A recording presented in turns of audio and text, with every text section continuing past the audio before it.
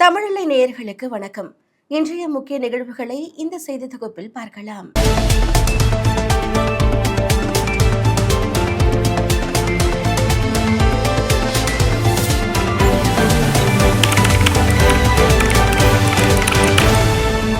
தமிழகத்தில் நிலவும் சட்டம் ஒழுங்கு பிரச்சினையை கண்டித்து மாநிலம் முழுவதும் அதிமுக தலைமையிலான என்டிஏ கூட்டணி ஆர்ப்பாட்டத்தில் ஈடுபட்டது. தமிழகத்தில் நிலவும் கடுமையான சட்டம் ஒழுங்கு பிரச்சினை, கொலை சம்பவங்கள் தேர்தலில் எதிரொலிக்க தொடங்கியிருக்கிறது.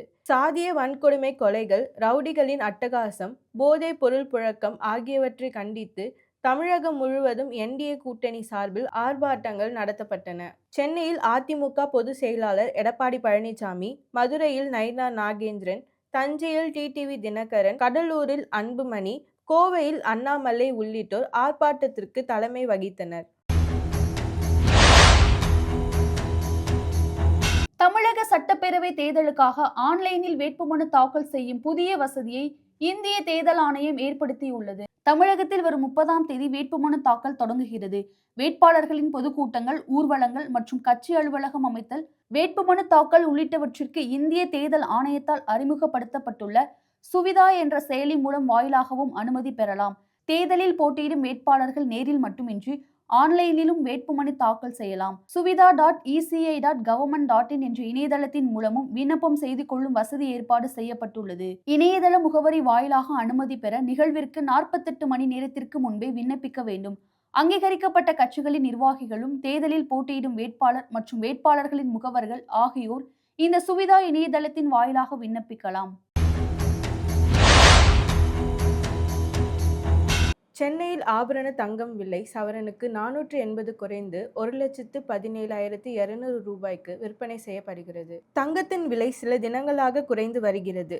அந்த வகையில் சென்னையில் இன்று ஆபரண தங்கம் விலை சவரனுக்கு 480 ரூபாய் குறைந்து ஒரு சவரன் 1,17,200 ரூபாய்க்கு விற்பனை செய்யப்படுகிறது. கிராமுக்கு 60 ரூபாய் குறைந்து 1 கிராம் 14,650 ரூபாய்க்கு விற்பனை ஆகிறது. வெள்ளி விலை கிராமுக்கு 4 ரூபாய் உயர்ந்து 1 கிராம் 280 ரூபாய்க்கும், கிலோக்கு 4000 உயர்ந்து 1 கிலோ 2,80,000 ரூபாய்க்கு விற்பனை செய்யப்படுகிறது. சட்டசபை தேர்தல் பிரச்சாரத்தில் வேட்பாளரின் செலவு கணக்கை கண்காணிப்பதற்கு வசதியாக இந்திய தேர்தல் ஆணையம் உணவுப் பொருட்களின் விலைப்பட்டியலை வெளியிட்டுள்ளது. தேர்தலில் போட்டியிடும் வேட்பாளர் அதிகபட்சமாக 40 லட்சம் ரூபாய் வரை செலவு செய்யலாம். தேர்தல் ஆணைய விலைப்பட்டியல் அடிப்படையில்தான் தேர்தல் செலவினம் கணக்கிடப்படும். அதன்படி 2 இட்லி 40 ரூபாயாகவும், அசைவ உணவு ரூபாய் 350ஆகவும், சைவ உணவு ரூபாய் 110, வெஜ் பிரியாணி ரூபாய் 50, வெரைட்டி ரைஸ் ரூபாய் 45, சப்பாத்தி பூரி ரூபாய் 60, பொங்கல் ரூபாய் 50, வடை ரூபாய் 15, மினரல் வாட்டர் ரூபாய் 15 என தேர்தல் ஆணையம் விலை நிர்ணயம் செய்துள்ளது. நடிகர் விஜய் நடித்து சென்சார் சர்ச்சையில் சிக்கியிருக்கும் ஜனநாயகன் படத்தை இன்று மறு ஆய்வு குழு பார்க்கிறது. விஜயின் ஜனநாயகன் படத்திற்கு சென்சார் சர்டிபிகேட் கிடைக்காததால் படம் வெளியாவது தள்ளி போனது. நீதிமன்றத்திற்கு சென்ற வழக்கு பின்னர் வாபஸ் பெறப்பட்டு மறு ஆய்வு குழுவுக்கு படம் மீண்டும் அனுப்பி வைக்கப்பட்டது. கடந்த 9ஆம் தேதி மறு ஆய்வு குழு படத்தை பார்க்க திட்டமிட்டு இருந்ததாக கூறப்பட்ட நிலையில் அது தள்ளி போனது. இந்த நிலையில் மறு ஆய்வு குழு படத்தை இன்று பார்க்க இருக்கிறது. ஆட்சேபனைக்குரிய காட்சிகள் குறித்து குழு கருத்து தெரிவிக்கும். அதன் பின்னர் தயாரிப்பு நிறுவனம் உரிய நடவடிக்கை எடுத்தவுடன் படத்திற்கு சென்சார் அனுமதி வழங்கப்படும்.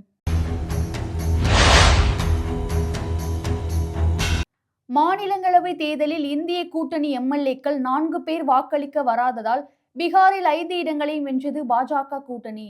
மாநிலங்களவை தேர்தலில் போட்டியிருக்கும் இடங்களில் மட்டும் தேர்தல் நடைபெற்ற நிலையில் எம்எல்ஏக்கள் வாக்களித்தனர்.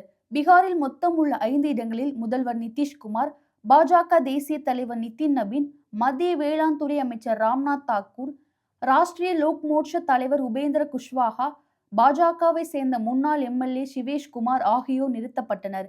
வாக்குப்பதிவின் போது இந்திய கூட்டணியை சேர்ந்த 4 எம்எல்ஏக்கள் வாக்களிக்க வரவில்லை. இதனால் 5 இடங்களையும் பாஜக கூட்டணி கைப்பற்றியது.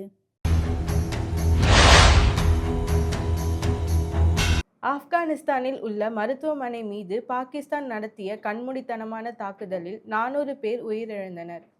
பாகிஸ்தான் மற்றும் ஆப்கானிஸ்தானை ஆளும் தாலிபான்கள் இடையே சில வாரங்களாக சண்டை நடைபெற்று வருகிறது. இந்த நிலையில் தலைநகர் காபூலில் உள்ள மருத்துவமனை மீது பாகிஸ்தான் வான்வழி தாக்குதல் நடத்தியது. இந்த கொடூர சம்பவத்தில் 400 பேர் கொல்லப்பட்டனர். 250க்கும் மேற்பட்டோர் காயமடைந்தனர். தாக்குதலில் மருத்துவமனையின் பெரும் பகுதி அழிக்கப்பட்டுள்ளதாகவும் உயிரிழப்புகள் அதிகரிக்கக்கூடும் என்று தாலிபான் அரசு தெரிவித்துள்ளது. ஆனால் இந்த குற்றச்சாட்டை பாகிஸ்தான் ராணுவம் மறுத்துள்ளது.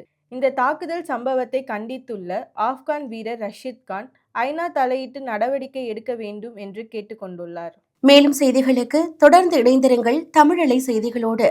நன்றி, வணக்கம்.